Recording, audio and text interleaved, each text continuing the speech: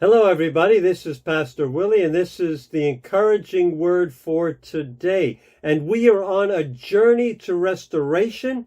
We're making our way through Psalm 51, which is our roadmap, and we have the best guide possible in King David, the one who wrote Psalm 51. And David had a fear, a real fear, a fear that gripped him at night, kept him awake at night. It made him have nightmares, this fear that he had. But it was a healthy fear. It was a good fear to have. Do you remember the book of Proverbs, chapter 9, verse 10, written by David's son Solomon? It said this: "The fear of the Lord is the beginning of wisdom." It says that several places. Solomon writes that down. The fear of the Lord is the beginning of wisdom. David had that kind of fear on his journey to restoration. After falling into sin, into a pit so deep, asking for forgiveness, asking for a new heart, restoration, he had a fear that he had to express to God. Listen to David in Psalm 51, verse 11.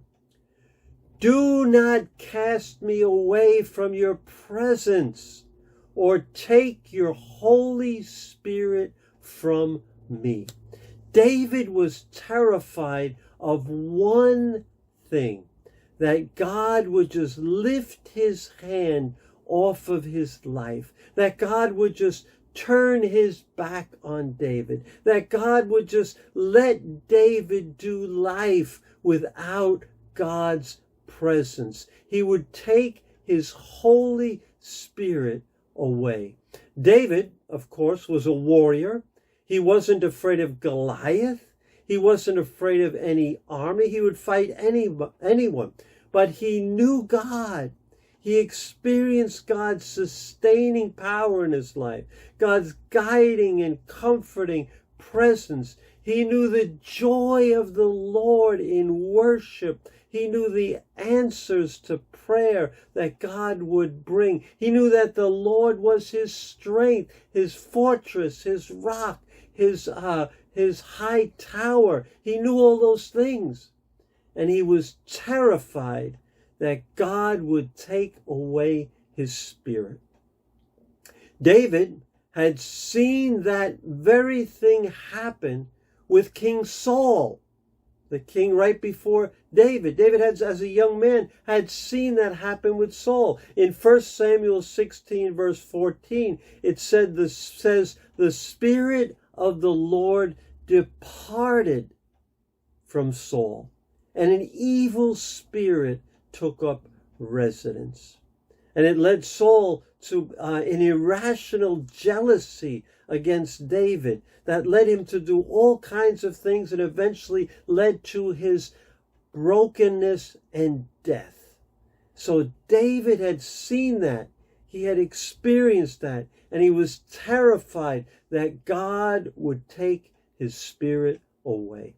And when we turn to God, we start following Jesus, we get a taste of God's presence in our lives, of the Holy Spirit's presence. He's there in good times. He's there in the difficult times. He holds us. He carries us. He guides us. He gives us wisdom, discernment. He gives us a joy that the world didn't give us and the world can't take away.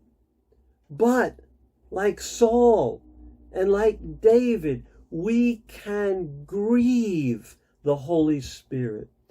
And the Holy Spirit will leave.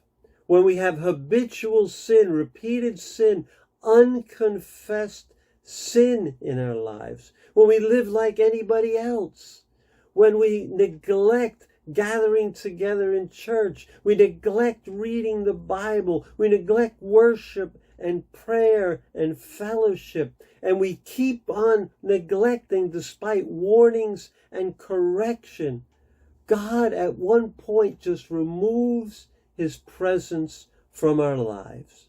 And for me, that is a terrifying scenario to think of. And I hope it's terrifying for you also. So David prayed, and I believe he was begging with tears. I mean, listen, he had messed up big time, and he was now in his right mind, so to speak. And he was begging with tears, please, God, don't take your Holy Spirit from me. The challenge today is for you and I to meditate on Psalm 51, verse 11, and write out your own version of that prayer on a piece of paper, in a journal, to God. On Monday, we begin day 10 of our journey. We continue our journey, day 10, to restoration, and we're going to talk about the sustaining power of joy. I can't wait. Joy comes in the morning. So take the journey, continue on the journey, invite others to take the journey, and subscribe to the group or to the channel. God bless you, and I'll see you on Monday.